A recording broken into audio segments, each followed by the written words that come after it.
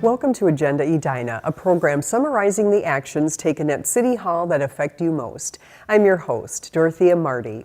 Housing is planned for the rest of the redevelopment of Pentagon Park. In early June, the City Council granted preliminary rezoning and development approval for a redevelopment of the southern part of Pentagon Park on 77th Street. As part of the plan, 2 hotels, 2 small retail buildings, and a parking ramp would be constructed. The second phase would one day include 2 5-story office buildings, a parking ramp, and 19,000 square feet of office or retail use. Another set of developers came back later in the month for approvals for an all-housing development of the Pentagon Park parcels north of 77th.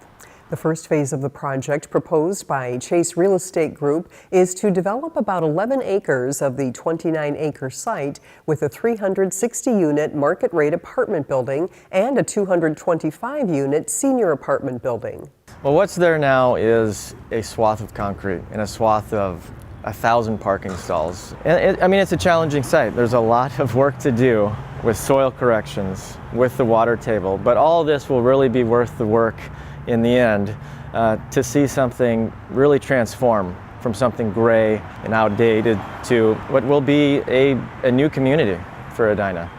Though a development with all housing is much different than what was originally proposed in 2014, the Council approved a comprehensive plan amendment and preliminary rezoning and development approval.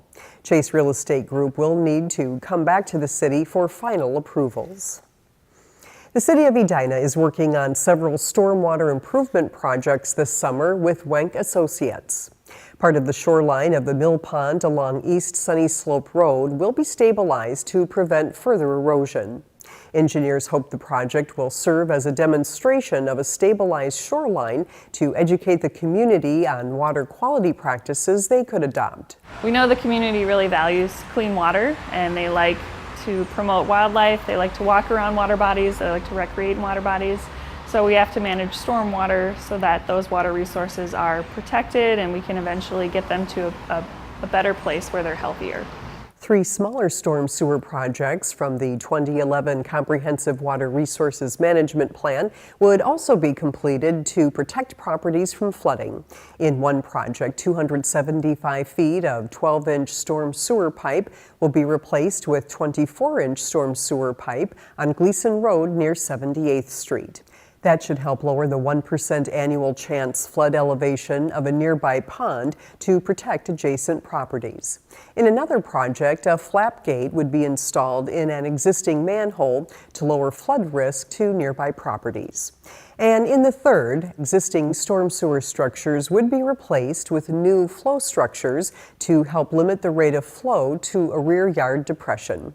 Finally, a low point in the road at Biscayne Boulevard that has generated several complaints will be addressed. All projects are expected to be complete this year.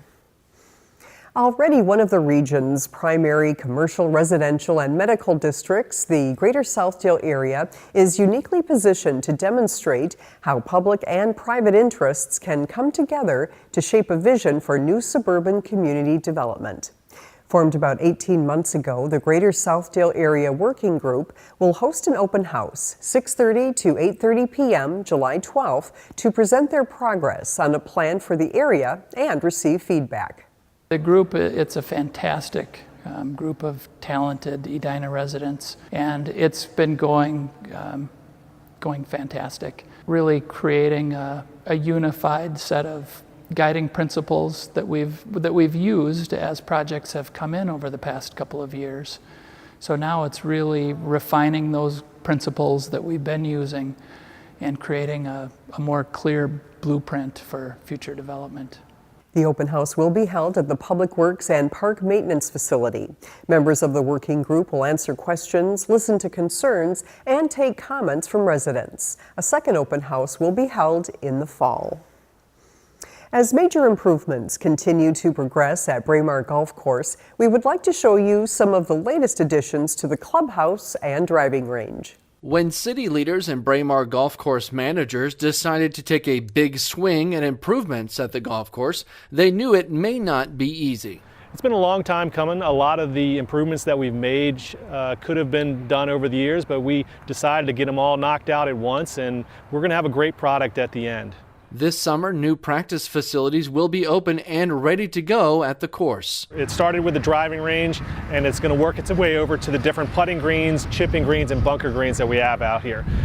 We didn't quite have enough space for the amount of traffic that we had, so we wanted to enlarge the main putting green, and we also wanted to offer a good practice experience for bunker play and for chipping.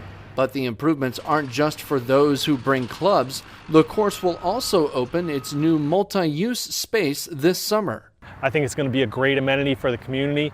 We'll be able to do lawn bowling. We'll be able to do bocce ball, bags leagues. We'll have a fire pit out there, so we'll be able to do some things in the fall. And it's just going to be a nice place for families to gather and residents to gather that's not necessarily playing golf.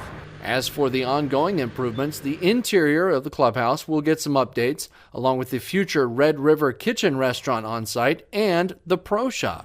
We're excited for the new look of the golf shop. We have great merchandise in there, everything the golfer will need for their outing for the day, and it's just going to add to the overall experience. Which includes the ultimate goal of making Braemar Golf Course a place for everyone. From the very beginning, our mission was to make a facility for golfers of all ages and abilities, and I think we're accomplishing that. At Braemar Golf Course, reporting for Edina TV, I'm Rusty Ray. In addition to the improved amenities opening soon, the Championship 18 course is scheduled to open in spring of 2019. The whole community, not just golfers, anxiously await the opening of the new course. Thank you for watching this episode of Agenda Edina. I'm your host, Dorothea Marty.